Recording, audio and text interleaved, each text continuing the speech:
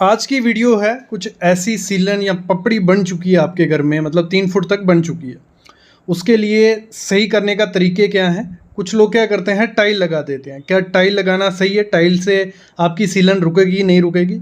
और फिर होता क्या है, जब हम टाइल लगा रहे होते हैं, हमारा प्लास्टर हो गया होता है, पेंट हो गया होता है, तो ऐसी दीवार पे टाइल लगाते समय हमें क्या ध्यान देना होता है कि हमारी टाइल निकले नहीं। मतलब आज की वीडियो में काफ़ी चीज़ें आप सीखने वाले हो, जिससे आपकी सही से टाइल दीवार पे लगेगी, आपकी सीलन भी रुक जाएगी। और एक ऐसा केमिकल, एक प्लास्टर मैं आपको बताने वाला हूँ, जो लगाओगे ऐसी सीलन वाले एरिया में तो आपकी पपड़ी नहीं बनेगी प्लास्टर की, और अच्छे से वो रहेगा।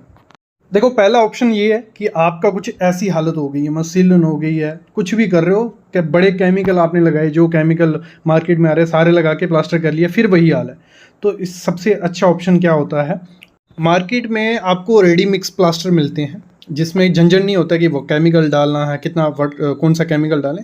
तो वो सेंट भी होती है, उसमें सीमेंट भी होता है, और वाटरप्रूफिंग जो सोल्यूशन होता है वो भी होता है। तो ये 5-6 कंपनी क्या 10 कंपनी निकालती है, हर एक कंपनी ने ये निकाला हुआ है, ये सामने आप स्क्रीन पे भी देखते हो। तो इनको लगा सकते हो, ये बहुत अच्छा ऑप्शन होता है। जिससे होता क्या है, रिजल्ट काफ़ी रहता है। जो सीलन रहती है वो दीवार के दूसरी तरफ नहीं आती, ना पपड़ी बनता है ना सीलन दिखती है। तो इसको लगा सकते हो। मैंने काफ़ी दीवारों पे लगाया और रिजल्ट अच्छा मिला है। तो इसकी मैं पूरी डिटेल दे देता हूँ, लगाना कैसे है, फिर उसके बाद मैं आपको बताऊँगा टाइल लगाने से क्या होता है।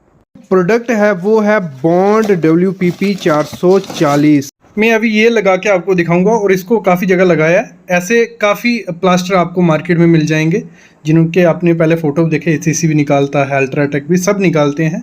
तो इसका देख लेते हैं कैसे ये लगाना है। ब्रीथेबल प्लास्टर बोलते हैं। तो काफ़ी स्मूथ और काफ़ी अच्छी स्ट्रेंथ इसकी देखने को मिली। मैंने 3-4 जगह ये अप्लाई किया, मैं आपको आगे दिखाने वाला हूँ। तो उसका रिज़ल्ट काफ़ी अच्छा है। अभी तक डैम्पनेस मेरे को देखने को नहीं मिली है, और काफ़ी अच्छा रिज़ल्ट इसने मेरे को दिखाया। मेन चीज़ है, इसको लगाते कहाँ कहाँ है वो मैं आपको दिखा देता हूँ। क्योंकि बैग जो इसका रहता है, ये बैग जो सामने आप देख रहे हो, ये इस पर पूरा मेंशन होता है कैसे लगाना है कैसे नहीं है। बाकी मैं आपको PDF भी दूंगा। तो अभी हम इसको देख लेते हैं कहाँ कहाँ यूज़ हम इसको कर सकते हैं। देखो, इसको अप्लाई करना कैसे वो मैं आगे प्रैक्टिकल दिखाने वाला हूँ। लेकिन इसकी थिकनेस आप 5 से 6 mm उससे ज़्यादा ही आपको रखनी है, कि आपकी डैम्पनेस बाहर नहीं आए। जहाँ भी आपकी डैम्पनेस है वहाँ उसको मैं प्रोसेस बताऊँगा आगे। फिर अगर हम बात करें, इसमें पानी आपको 4 से 5 लीटर डालना होता है एक बैग के हिसाब से। कोई प्रमोशनल वीडियो नहीं है, प्रोडक्ट अच्छा लगा इसके लिए आपको दिखा रहा हूँ। आपको बाय करने नहीं करने कोई दिक्कत नहीं है उसमें। डिस्क्रिप्शन में लिंक डाल दूंगा, आप और भी प्रोडक्ट ले सकते हो। लेकिन काफ़ी अच्छा प्रोडक्ट ये रहने वाला है। जो इसका कवरेज एरिया वो भी काफ़ी अच्छा है, 20 से 25 स्क्वायर फुट हो जाता है 25 kg के बैग से। और इंडिया बेस्ड कंपनी है जो इसको बनाने वाली है, और काफ़ी टाइम से बना रही है।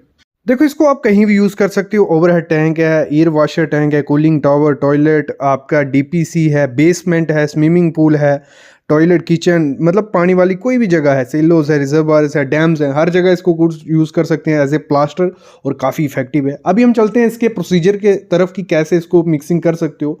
आप पे डिपेंड है, 2-3 तरीके मैं बताऊंगा, जैसे भी आपको सही लगे आप कर सकते हो। देखो, एक तो प्रोसेस ये रहता है सिंपल, जैसे हम किसी प्लास्टर को मिक्स करते हैं सीमेंट, सैंड, पानी डाल के, वैसे आप इसको मिक्स कर सकते हो। लेकिन थोड़ा दिक्कत रहता है। दूसरा प्रोसेस भी मैं बताऊंगा। इसमें क्या करेंगे, जो भी हमारा पूरा बैग होगा उसको हम डाल देंगे कोई अच्छे प्लेन सरफेस पे। उसमें हम पानी डालेंगे, 25 kg में आपको 4 से 5 लीटर पानी डालना है। उसको थोड़ी देर आपको रहने देना है, जब तो उसमें बबल्स बनते हैं, बुलबुले जब बनना बंद हो जाएंगे, उसके बाद आप उसको अप्लाई कर सकते हो। एक मिक्सिंग का प्रोसेस ये होता है। और दूसरा अच्छा परफेक्ट जो प्रोसेस रहता है मिक्सिंग का, वो आप किसी बकेट में अच्छे से करो। उसमें क्या होगा, आप बकेट में आधा मतलब 12 kg डाल लो। उसके बाद उसमें 2 से 2.5 लीटर पानी डालो, और प्रॉपर मशीन से उसको मिक्स करो। ये प्रोसेस थोड़ा सही रहता है। जब ये प्रॉपर से मिक्सिंग हो जाएगा, आप इसको एज ए ग्राउटिंग यूज़ कर सकते हो, एज ए प्लास्टर में यूज़ कर सकते हो। यहाँ भी आपको डैम्पनेस वो दिखती है, वहाँ पे आप इसको यूज़ कर सकते हो। अभी मैं जहाँ दिखाता हूँ आपको, जहाँ हमारी पपड़ी बन रही थी, हमने उस जगह पे अगर यूज़ करना है तो वो कैसे करना है, ग्राउटिंग करनी है वो कैसे करनी है, वो सब चीज़ें बता देता हूँ। देखो, सबसे पहले जहाँ भी इसको अप्लाई करना है, उस जगह का प्लास्टर या कंक्रीट जो भी है उसको अच्छे से साफ़ कर दो, उसको अच्छे से निकाल लो, मतलब पूरा खुरेद लो, उसमें रहना नहीं चाहिए।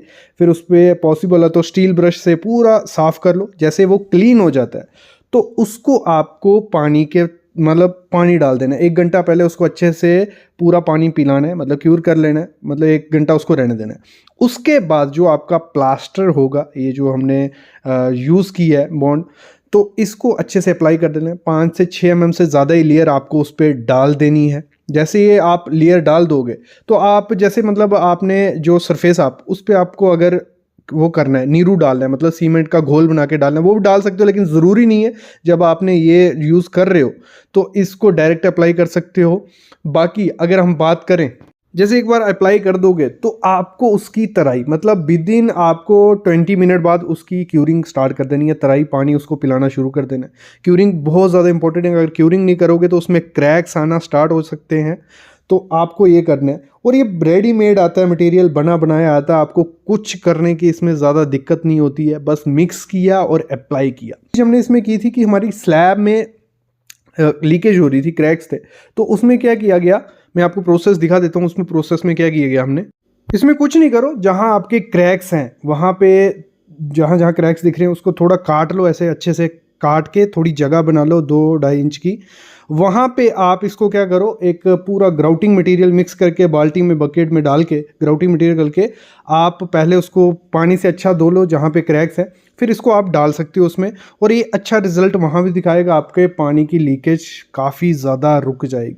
क्या सच्ची में दीवारों पे टाइल लगाने से डैम्पनेस रुक जाती है? मोस्टली मैंने देखा हुआ है काफ़ी लोगों के घरों में, और लोग क्या करते हैं, एक मिथ है इस चीज़ के लिए कि जो डैम्पनेस होती है, जो सीलन दीवारों पे आई होती है, जो पपड़ी बनी होती है सामने जैसे आप देख रहे हो, लोग बोलते हैं कि अगर हमने टाइल चिपका दी तो हमारी डैम्पनेस रुक जाएगी। क्या वो सच है या गलत है? जब आप टाइल लगाते हो आपके डैम्पनेस मोस्टली घरों में क्या होता है, जो दीवार होती है नीचे से 3 या 4 फुट में या 5 फुट में डैम्पनेस देखने को मिलती है, उसके ऊपर देखने को काफ़ी कम मिलती है, जहाँ ऊपर से 2-3 फुट पे देखने को मिलती है डैम्पनेस, सीलन पपड़ी ये चीज़ बोल के।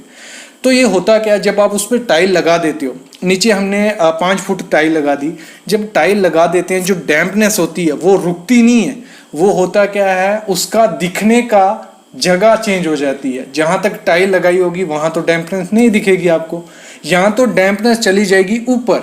अगर बीच वाली ब्रिक पोरस हुई, पानी सोखने की क्षमता रखती है, अच्छी ब्रिक यूज़ नहीं की गई है, तो नीचे वाली डैम्पनेस ऊपर चली जाएगी, यहाँ नीचे ही 15 फुट के दीवार के दूसरे तरफ दिखने लग पड़ेगी। अभी नहीं समझ आया, अभी मैं समझाता हूँ आपको थ्योरेटिकल पे, फिर हम प्रैक्टिकली बताऊंगा कि इसका इलाज क्या है, अगर टाइल लगानी भी है तो कैसे लगाएंगे, सब चीज़ें इस वीडियो में हम बात करेंगे। देखो एक चीज इसमें देखना, ये हमारी कोई दीवार है, एग्जाम्पल ले लेते हैं, ये हमारा नीचे सबसे नीचे क्या होता है, प्लिंथ बीम होता है। अगर चलो नीचे हमारी उसकी एक फुटिंग भी है, हमारे नीचे फुटिंग भी है, फुटिंग का कोई लेना देना लिया इसलिए मैंने ड्रॉ नहीं किया इसमें, ये हमारी फुटिंग है, ठीक है। जो प्लिंथ बीम होता है मोस्टली हमारी जो डैम्पनेस होती है, अगर मैं हाइट लगाऊं यहां से यहां हमारी 1500 mm है, 5 फुट रख लो ना, 5 फुट रखो, ठीक है, 5 फुट है, तो यहां तक हमारी क्या होगी, डैम्पनेस देखने को मिलेगी। यहां तक, यहाँ इतनी थोड़ी सी पपड़ी बनी होगी, यहाँ से थोड़ी पपड़ी बनी होगी, सफेद पे दाग पड़ गए होंगे, फ्लोरेंस होगी, ये होता है। ये एक चीज होती है, ये आने का कारण कहां से होता है, ये प्लिंथ बीम के नीचे हमारी मिट्टी है, और यहां से कभी कभार थोड़ी सी पे जो होती है, यहां से डैम्पनेस होने लग पड़ती है, थोड़ी नीचे से आ सकती है। मतलब होता क्या है, अगर आप नीचे से डैम्पनेस आई, जहां आपने प्लम्बिंग की है, यहाँ कोई पाइप है, पाइप से पानी लीकेज हो रहा है, उससे डैम्पनेस, अगर आप उसके ऊपर टाइल लगाओगे तो वो डैम्पनेस रुकेगी कैसे, क्योंकि ये भी पानी अगर पाइप से लीकेज हो रहा है, ये पीछे ही रहेगी, दीवार में ही रहेगी, नीचे से हो रही है वो ही रहेगी, तो इसका लगाने का कोई फायदा ही नहीं होता टाइल का। टाइल लगाओगे तो होता क्या है, जो डैम्पनेस होती है, जो सीलन है, वो ऊपर चढ़ जाएगी, यहाँ मतलब ऊपर दीवार में दिखने लग पड़ेगी, या दीवार के दूसरे तरफ, नीचे में ही दूसरे तरफ दिखने लगेगी। डैम्पनेस ऐसे कभी नहीं रुकती। अगर आप कहो कि हम टाइल लगा देंगे तो हमारी डैम्पनेस रुक जाएगी, ऐसा कुछ नहीं है। डैम्पनेस रुकती है जरिया बंद करने से। कहाँ से, अगर नीचे से अगर आपने डीपीसी नहीं दी है, ये प्लिंथ बीम है ना, इसके ऊपर एक डीपीसी आती है, मतलब एक लेयर आती है कंक्रीट की, या पॉलीथीन शीट्स, काफ़ी कुछ होता है डीपीसी में, डैम प्रूफ कोर्स, इसमें मैं बहुत वीडियो बना चुका हूँ, काफ़ी इंपॉर्टेंट चीज़ होती है, क्योंकि जब एक बार घर बन जाता है, सीलन नीचे से आना स्टार्ट हो जाए, वो रुकती काफ़ी, मतलब घर छोड़ना पड़ेगा, लेकिन वो रोकना काफ़ी मुश्किल हो जाता है, काफ़ी कॉस्टली हो जाता है। तो यहाँ से आप ये बंद करोगे, यहाँ ये जो पाइप से डैम्पनेस आ रही है, इस पाइप को निकाल के रिपेयर करके करोगे तो ये सूख जाएगी दीवार। तो ये चीज होती है, ये डैम्पनेस आप टाइल लगाने से कभी नहीं आपकी रुकेगी। और दूसरी चीज होती है, जो ईंटें आपने यूज की गई होती हैं, वो अगर अच्छी क्वालिटी की नहीं हुई तो वो क्या करती हैं, पानी नीचे से भी प्लिंथ से भी सोखती हैं और ऊपर ऊपर पहुंचाती जाती हैं। यहाँ जो प्लास्टर आपने, जो सीमेंट, जो आपकी सैंड है वो अच्छी क्वालिटी की यूज नहीं की गई है, वो भी ऐसा ही करती है। तो आपको हमेशा ध्यान देना है कि पहले ये प्रिकॉशन ले लेने हैं, फिर आपकी नहीं तो डैम्पनेस। और टाइल एक मिथ है, टाइल लगाने से कुछ नहीं होगा, ये चीज ध्यान रखना।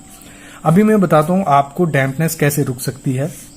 देखो, अगर आपकी डैम्पनेस आपके रूम में आ रही है, घर में आ रही है, या तो आप क्या करो, ये नीचे से आजकल जो प्लिंथ पूरा घर उठा के नीचे डीपीसी प्रोवाइड कर सकते हो, ये तो बहुत ज्यादा कॉस्टली और रिस्की हो जाता है, ये नहीं करना है। पॉसिबल हो आप अंदर की रिपेयरिंग ले लो, अगर पाइप है उसको रिपेयर कर दो। नहीं तो जो पीवीसी पैनल्स आते हैं, जहां जहां आपकी डैम्पनेस है वहां पीवीसी पैनल लगवा लो। एक तो वो दिखते भी अच्छे हैं, जो आपकी सीलन होगी वो पीछे ही रहेगी, इतनी ज्यादा नहीं होगी। लेकिन पीवीसी पैनलिंग करवाने से पहले आपको क्या करना है, आपको पहले जो प्लास्टर होगा वो पूरा प्लास्टर निकाल देना है। डॉक्टर फिक्सिट की 2K कोटिंग आती है एक, वो कोट करके प्लास्टर करके जो पेंट करके फिर उसके बाद पीवीसी पैनल लगा लो। आपकी सीलन ना ऊपर जाएगी, जहां तक थी वो वहां तक रहेगी, फ्यूचर में बढ़ सकती है। देखो, मैं एक बात बताऊं आपको, जो सीलन होती है या डैम्पनेस होती है, उसका परमानेंट, अगर हम इलाज कहें, कुछ परमानेंट इलाज आपको उसका देखने को नहीं मिलेगा। तो आप ये कर सकते हो। बाकी पीवीसी पैनलिंग, 2K कोटिंग, ऐसे पेंट भी काफी आ रहे हैं। बाकी मेन जो डैम्पनेस को, सीलन को रोकने का तरीका एक ही है, उसका जो जरिया है जहां से वो डैम्पनेस मॉइस्चर आ रहा है, उस मॉइस्चर को रोकें ढूंढ के, तो वो हमारी डैम्पनेस रुक सकती है। चलो, हम दीवार पे टाइल लगा भी देते हैं और रुक भी जाती है, लेकिन टाइल लगाते जब हो तो दिक्कत हो जाती है, क्योंकि पेंट भी हो गया है, प्लास्टर भी हुआ है, और उस पर डायरेक्ट टाइल लगा देंगे तो टाइल गिरने के चांसेस हो जाते हैं। तो इस तरीके से आप टाइल लगाओगे, जैसे मैं बताने वाला हूँ आपको, तो आपकी टाइल गिरेगी नहीं। तो सबसे पहले होता क्या है, जब भी वॉल पे टाइल लगवाने जाते हो, अगर पेंट पे डायरेक्ट टाइल लगवा दोगे तो वो थोड़े टाइम बाद क्या होती है, डी बॉन्ड हो जाती है। मतलब उसमें बॉन्ड नहीं बनती है पेंट के साथ, क्योंकि पेंट सीमेंट को कभी पकड़ता नहीं है। वो थोड़े टाइम बाद क्या होगा, उसको छोड़ देगा, और आपकी जो टाइल होगी, या तो कोई दूसरी तरफ से हथौड़ा भी मारेगा वो निकल जाएगी, या थोड़ी भी हीट लगेगी वो निकल जाएगी। तो मतलब उसमें बॉन्ड नहीं होती, वो टिकी हुई है। तो थोड़ा भी उसमें मूवमेंट हुआ वो गिरना स्टार्ट हो जाएगी। तो इसको सही करने का तरीका क्या है, जब भी आपको प्लास्टर वाली दीवार पे टाइल लगानी है, आपको क्या करना है, उस पर हाकिंग कर देनी है, मतलब टाचा मार देना है, कि खड्डे खड्डे डाल देने हैं, कि आपका जो सीमेंट होगा वो अच्छे से एक बॉन्ड बना लेगा जो दीवार होगी उसके साथ, और फिर वो टाइल के साथ अपने आप बॉन्ड बन जाएगी।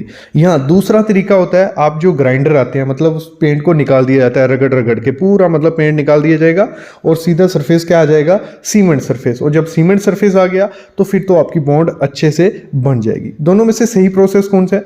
दोनों में से सही प्रोसेस है जब हम क्या करते हैं, पेंट पूरा निकाल देते हैं, तो उसमें क्या होता है, आपका डायरेक्ट प्लास्टर दिखने लग पड़ता है, उसमें बॉन्ड काफ़ी ज़्यादा अच्छी बन जाती है। लेकिन वो एक तो काफ़ी लंबा प्रोसेस है, डस्टी प्रोसेस है, वो आप जिस घर में रह रहे हो वहाँ करना काफ़ी मुश्किल हो जाता है, क्योंकि डस्टी डस्ट आपको चारों तरफ देखने को मिलेगी और आपके इर्द गिर्द एरिया में, और थोड़ा कॉस्टली भी पड़ता है और टाइम कंज्यूमिंग है। लेकिन जो ये टाचा वाला है, मतलब जिसमें हम होल करते हैं, खड्डू खड्डू डालते हैं, तो उसमें क्या दिक्कत है, उसमें आपको कुछ चीज़ें ध्यान देनी पड़ती हैं। वो है कि जब आप इसमें हाकिंग करने जाओगे तो एक तो आपके जो खड्डे डलेंगे दीवार पे वो थोड़े गहरे होने चाहिए, कि उसमें जो सीमेंट जाए वो अच्छे से अंदर घुस पाए। दूसरा, वो काफ़ी क्लोज होने चाहिए, मतलब अगर आप कहो कि थोड़े छोटे छोटे खड्डे मारेंगे, उनका कोई काम नहीं है, क्योंकि यहाँ आप सामने देख रहे हो एक जगह से नीचे से टाइल निकाली गई है, पुरानी टाइल को निकाल के दूसरी टाइल लगाई जा रही है, और दूसरा वहाँ पेंट वाले एरिया पे ये प्रोसेस किए जाने वाला है, टाइल लगाने वाली है। तो इस तरीके को आपको अपनाना है कि आपके जो खड्डे हों वो थोड़े ज़्यादा हों। और अगर हम बात करें, इसको एक क्वेश्चन और निकल के आता है कि इसको करवाना कैसे है, पर स्क्वायर फीट कितना खर्चा पड़ता है। देखो, टाइल निकालने का जो खर्चा रहता है वो रहता है 5 से 6 रुपये पर स्क्वायर फीट, मतलब एक स्क्वायर फीट के 5 से 6 रुपये लेते हैं टाइल को निकालने का। फिर उस पर जो नई टाइल लगेगी उसका खर्चा होता है 15 रुपये स्क्वायर फीट, मतलब टोटल आपको 20 रुपये स्क्वायर फीट में ये प्रोसेस पड़ेगा, जिसमें आपका पुरानी टाइल निकाल के दूसरी टाइल लगाई जाएगी।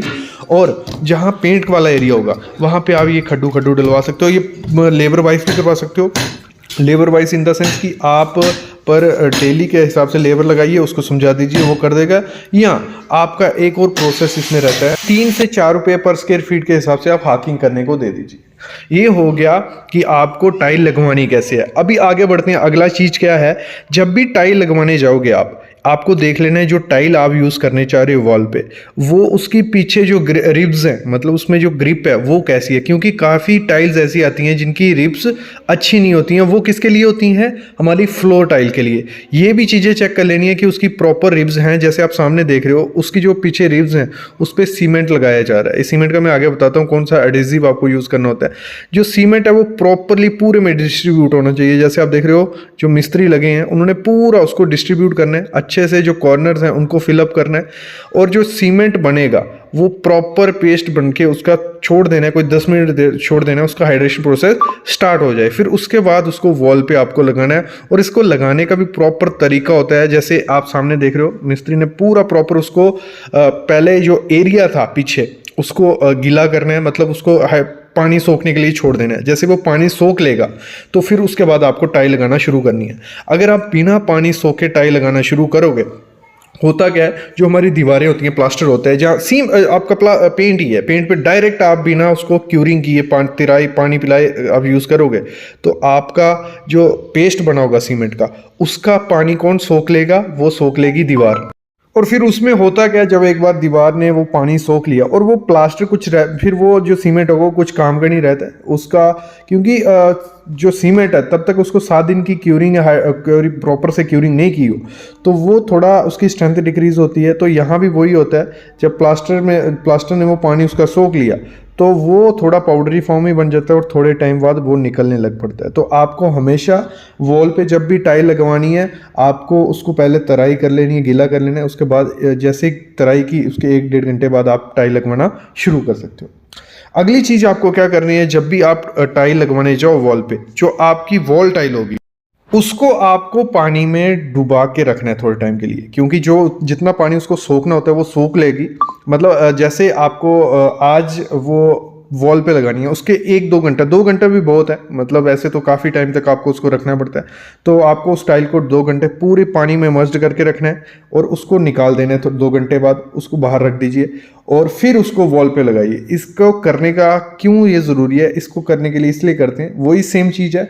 अगर डायरेक्ट जो हमारी टाइल होती है उस पर हमने सीमेंट पेस्ट लगा दी, उसको बिना पानी में डुबोए, जो टाइल होगी जो सीमेंट पेस्ट में पानी होगा उसको सोख लेगी और फिर आधा प्लास्टर सोख लेगा, तो वो जो सीमेंट पेस्ट होगी वो किसी काम की नहीं रही। तो उसको ये चीज़ भी आपको हमेशा ध्यान देनी है। तो तभी आपकी जो वॉल पे टाइल लगेगी उसके निकलने का चांसेस काफ़ी ज़्यादा कम हो जाते हैं। और ज़्यादा डिक्रीज आपको चांसेस कैसे करने हैं, एक और चीज़ मैं आपको बताता हूँ, आपको भी यूज़ कर इस चीज़ को और ज़्यादा कम आप कैसे कर सकते हो, वो कर सकते हो आप, एक एडिजिव आता है जो फेविफिक्स आप देख रहे हो, टाइल एडिजिव रहते हैं। तो जब भी अगर आप वॉल पे टाइल लगवाने जा रहे हो तो टाइल एडिजिव आपको यूज़ कर लेना है। उससे होता क्या, थोड़ी बॉन्ड ज़्यादा अच्छी बन जाती है। अगर आप डायरेक्ट सीमेंट से भी पेस्ट बना के करोगे वो भी कोई दिक्कत नहीं है, लेकिन आपको चेक कर लेना है कि जो आप सीमेंट यूज़ करने जा रहे हो उसका प्रॉपर डेट क्या है, कहीं एक्सपायरी डेट तो नहीं हो गया, 3 मिनट से पुराना सीमेंट तो नहीं है।